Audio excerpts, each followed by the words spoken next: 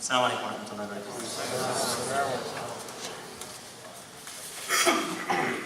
الله أكبر الله أكبر الله أكبر الله أكبر أشهد أن لا إله إلا الله أشهد أن لا إله إلا الله أشهد أن محمدًا رسول الله أشهد أن محمدًا رسول الله حي على الصلاة حي على الصلاة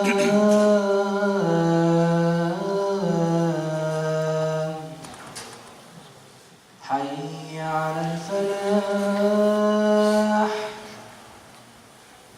حي على الفلاح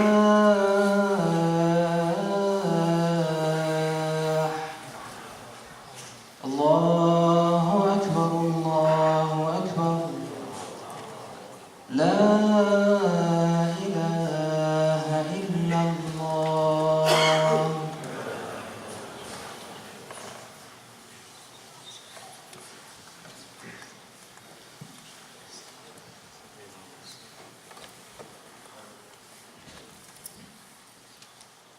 الحمد لله الذي يغفر الذنوب ويستر العيوب. الحمد لله الذي يقلب القلوب ويحيي الأرض بعد موتها. وأصلي وأسلم على نبينا محمد المبعوث رحمة للعالمين وعلى آله وصحبه أجمعين. أما بعد، فيا عبد الله، هل أحسست في قلبك من قبل بقسوته وأنك تسمع المواعظ ولا تتأثر بها؟ حتى القرآن تقرأه ولا تلتذ به ولا يؤثر في قلبك، وإن كان يؤثر فهو يؤثر دقائق معدودة. هل تشعر بوحشة بينك وبين الناس فلا تكاد تصبر على أذاهم وتكره، يعني لا تكاد تستسيغ مجالستهم ومؤانستهم؟ هل تشعر بوحشة ما بينك وبين الله تعالى فتثقل عليك العبادات، فتكون العبادات ثقيلة وإن فعلتها، وإن يعني دافعت نفسك وأقمت عباداتك فلا تكاد تقيمها صحيحة، فصلاة بلا روح بلا خشوع وتلاوة قرآن بلا تدبر؟ هل أصبحت تعاني مما كنت تسمع الناس يعانون منه، أن إيماني صار ضعيفا وأنه صار في الحضيض وأني يعني لا أكاد أتأثر بما أسمع، وأنتم تعلمون أن المرء قد يضل وقد يخطئ وقد يذنب، ولكن الموعظة تؤثر في القلب السليم بإذن الله. عبد الله، إن أصابك شيء من ذلك فاعلم أن هذا من مظاهر قسوة القلب، من مظاهر ضعف الإيمان. ولهذا أريد أن أتحدث إليكم اليوم إن شاء الله عن أسباب ضعف الإيمان وعن علاجه، وهذا أمر يعني لا يكاد يخلو منه مؤمن ولو بعد حين. So brothers, inshallah, I want to talk today to you about the periods that might pass by people when they have some weak belief or weak faith. And the manifestations of this would be in that you're having troubles in your ibadat, you're having troubles in doing your prayers, and it's becoming heavy on you, it's becoming difficult to get up and to wash and to get into prayers. And even if you do this, it is a prayer you're having vanity in your heart. You don't have focus in your prayers. It's prayers without khushu', and it's reading Quran without tadabbur. And even with people, then you're very short-tempered. You cannot bear what you used to bear. With your children, whatever they do a simple thing, then you get agitated. And with your wife and with your friends, and when you hear something from a brother, then you're always double guessing. You're always thinking about it in the wrong way, and you're having troubles with even when you attend a halaqa or you attend a khutbah or anything, and you hear maw'idha and you hear some preaching, it doesn't affect you. And if it affects you, it's just something temporary. It doesn't really affect your deeds. You're having this hardened heart in your chest. It's what Allah subhanahu wa ta'ala described, ثُمَّ قَسَتْ قُلُوبُكُم مِّن بَعْدِ ذَلِكَ فَهِيَ كَالْحِجَارَةِ. Then your hearts hardened after that, and it's like stones. So you're having a heart of stone. Nothing affects this heart of stone. You're having these episodes that that would, everybody would fall into these episodes. Everybody would pass by these episodes of weak belief, of weak faith. And it's like the Prophet ﷺ said, قال رسول الله صلى الله عليه وسلم إن الإيمان لا يخلق في جوف أحدكم كما يخلق الثوب فاسألوا الله أن يجدد الإيمان في قلوبكم. So the Prophet ﷺ said that belief in your heart wears out. It's just like when you get some new clothes and they are new and shiny and good in the beginning, and then after you wear them some time, they wear out. This is what happens with everything.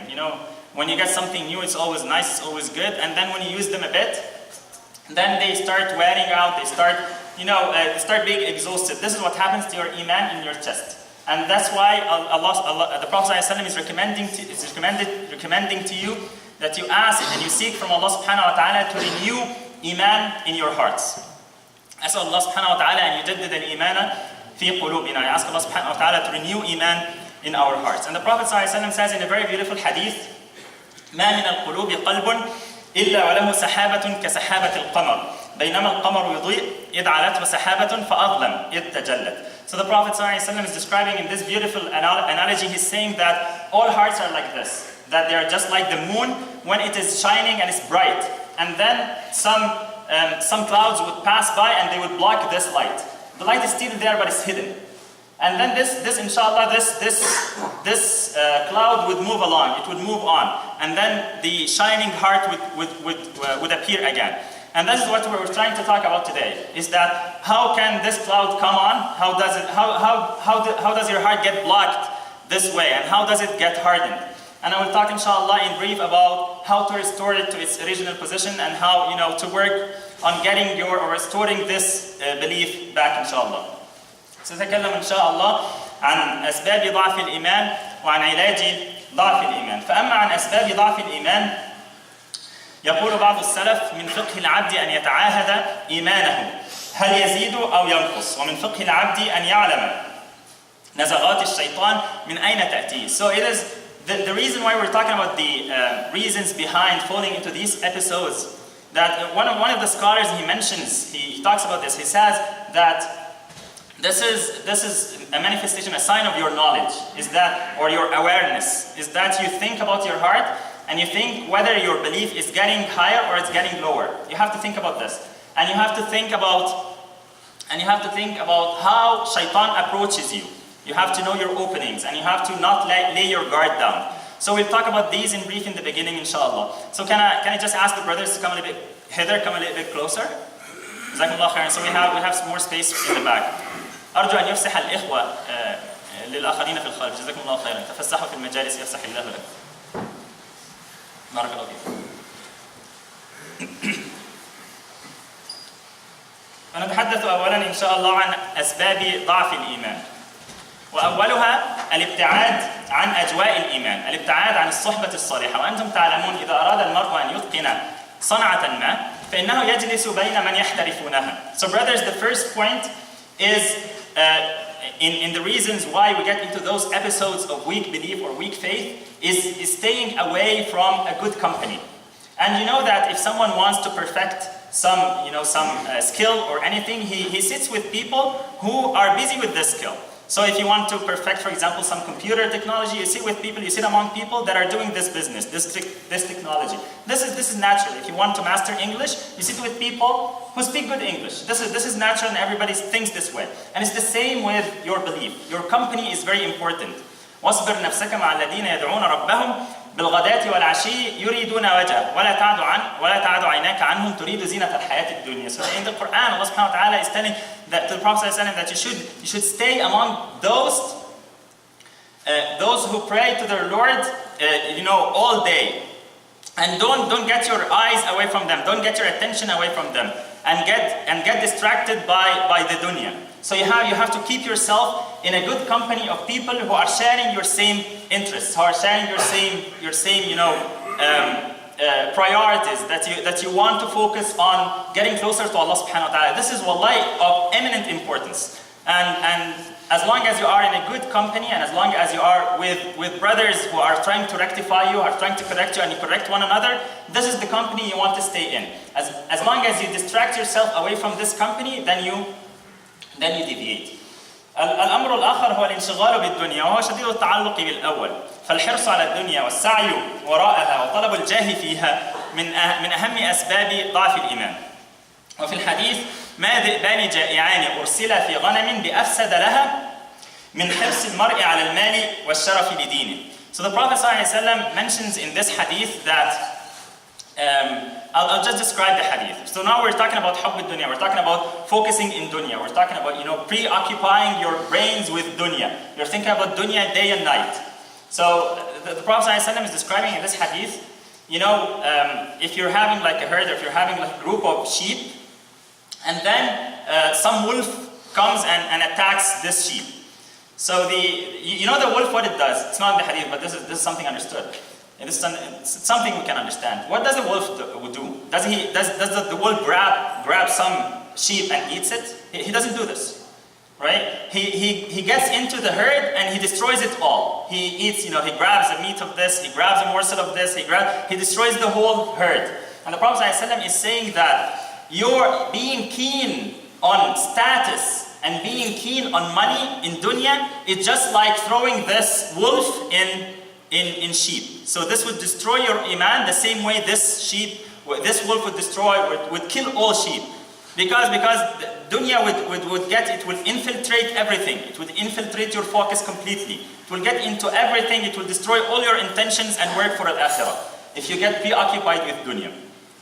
الأمر الثالث هو طول الأمل. فمن طال أمله نسي الآخرة وسوف في التوبة ورغب في الدنيا وكسل عن الطاعة وأسرع للمعصية. So the third important point here is having lots of hope in this dunya, living your people and wallahi, when I'm talking about this, I actually chose this topic because I'm suffering from this. So I'm not talking from a hoti. This is a little bit high, but it doesn't go this way. I'm talking to myself just like I'm talking to the brothers.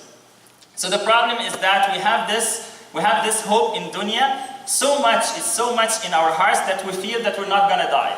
And whenever we see people being killed, we see people being, having some disasters and stuff like this, we see people dying in accidents, we see all of this, and we might even take a person and bury him or her in the grave, and our hearts don't change. We think this happens to others, it doesn't happen to me. And this is how we approach everything in this life. And when you do this, when you think about yourself as living forever, and you put all these hopes for dunya, then you naturally forget al-akhirah. Because the Prophet ﷺ told us that hearts can be preoccupied, and al-qulub tamtali. So the hearts can be preoccupied. They are preoccupied with dunya or akhirah. You cannot join them together in your heart. And me talking about this, it doesn't mean that you don't go and work, you don't go and study and do anything of the dunya. I'm not talking about this, of course, and this should be implicitly understood. I'm just talking about don't make your focus in the dunya. Don't make your priorities in the dunya. Don't make, you're always thinking about the dunya. You're always thinking about living forever. You're always thinking about building in this dunya, and you're not thinking about building in al-akhirah. The focus should be there and not here. أما الأمر الرابع فهو الابتعاد عن تحصيل العلم الشرعي. وخاصة بالكتب التي تقسي القلب أو المسلسلات أو اليوتيوب أو مواقع التواصل الاجتماعي وكثرة الجدال وكثرة الخوض في الأمور وكثرة تتبع الأخبار وكثرة قراءة هناك من يدمن القصص ويدمن الروايات ومن يدمن هذه الأشياء كلها تقسي القلب وتبعده عن السير إلى الله جل وعلا. So the fourth point is staying away from seeking the knowledge that Allah subhanahu wa ta'ala has commanded you to seek or has recommended to you to seek, the knowledge of Sharia, the religious knowledge, and you preoccupy your time with doing other stuff. You're reading about philosophies, you're reading about the news, you're getting into debates with your friends on Facebook, you're reading about what happened to this, you're reading what happened to that, you're reading, you're even wasting your time in reading those, novels. They're big novels, fat novels, and they are bestsellers, and people, are wasting their times in it. Of course, naturally, when you get attracted to this, it's just like being in a bad company. It has the same effect. So those are very important reasons that we have to think about. And there are other reasons, of course, but I'm just making, inshallah, some focus on the important things. وكثرة الكلام ينسي بعضه بعضا. فالأمور هي أولا الابتعاد عن أجواء الإيمان. ثانيا الانشغال بالدنيا. ثالثا طول الأمل. رابعا الابتعاد عن العلم الشرعي. So the four reasons I mentioned, I will just sum them up again now. The first is staying away from a good company. The second is being preoccupied with dunya, preoccupied with life. The third is having lots of hope in this dunya, having ample extended hopes in the dunya. And the fourth is staying away from the knowledge of Sharia and occupying yourself with other matters. أقول قولي هذا وأستغفر الله لي ولكم.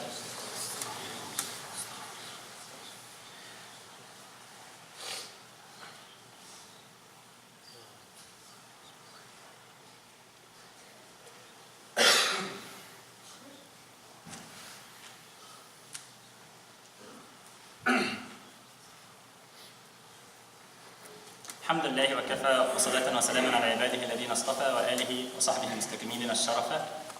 أما بعد، عباد الله، ذكرت لكم شيئا من مظاهر ضعف الإيمان ومن أسبابه، وأذكر لكم إن شاء الله الآن شيئا من العلاج.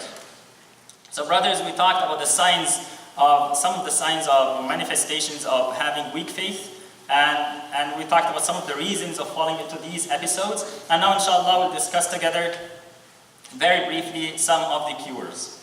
So brothers, إخواني، يعني أول شيء ينبغي أن نفهم أن هذا الإيمان يعني أساسه في القلب، وإن كان الإيمان قولا وعملا، ولكن أساس الإيمان في القلب. فعلاج ذلك القلب لا يكون إلا بالقرآن. So brothers, we have to understand that the root of the problem we're having is in the heart. Is that you're having this weak faith in your heart. So you cannot cure your heart except with the main thing to cure your heart is Quran. Allah subhanahu wa ta'ala يقول وَنُنَزِّلُ مِنَ الْقُرْآنِ مَا هُوَ شِفَاءٌ وَرَحْمَةٌ لِلْمُؤْمِنِينَ. So Allah subhanahu wa ta'ala reveals from the Quran, those ayat that are healing and it's mercy for the believers. So these are, you have to believe, you have to take and address the Quran this way. You have to perceive the Quran this way.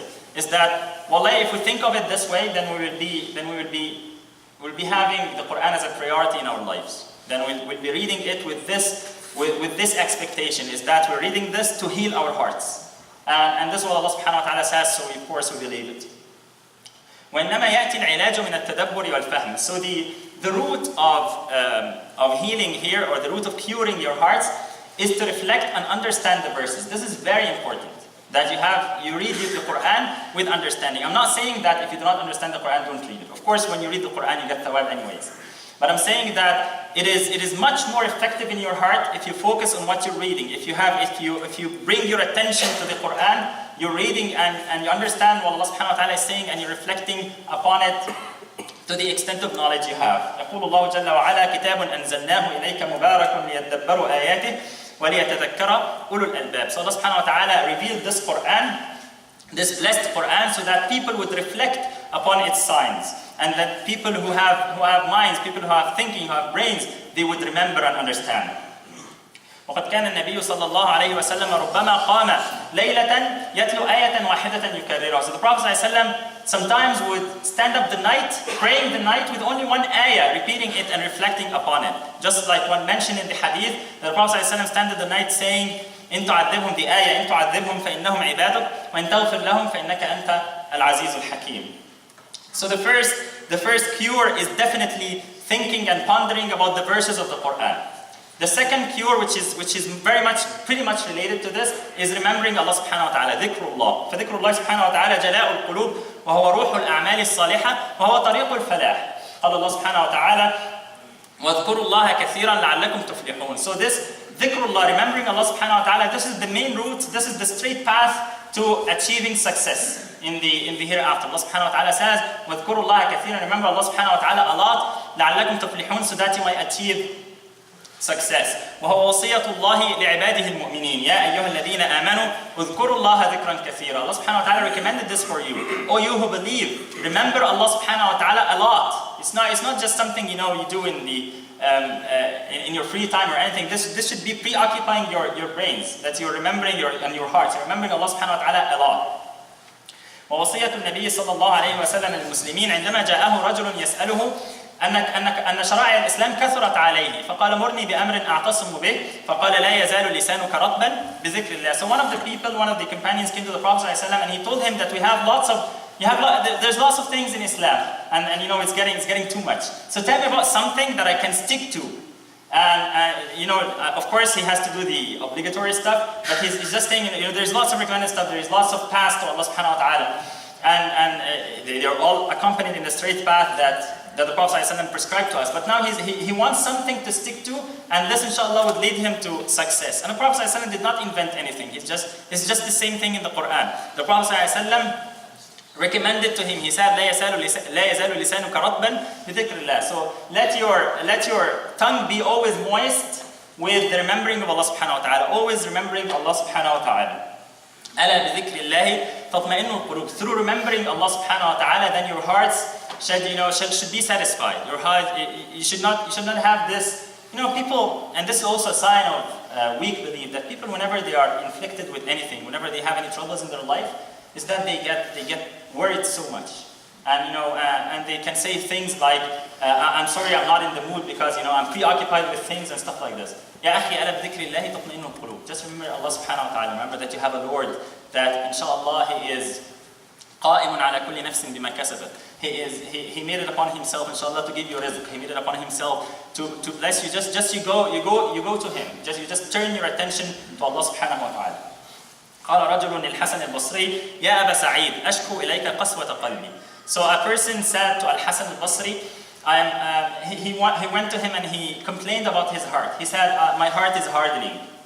What should I do? So Al-Hasan al-Basri said, أذبه بالذكر. So if it is getting that hard, then you can remove this hardness with dhikr. You can, inshallah, what is it, Aban? You can make it dissolve with dhikr.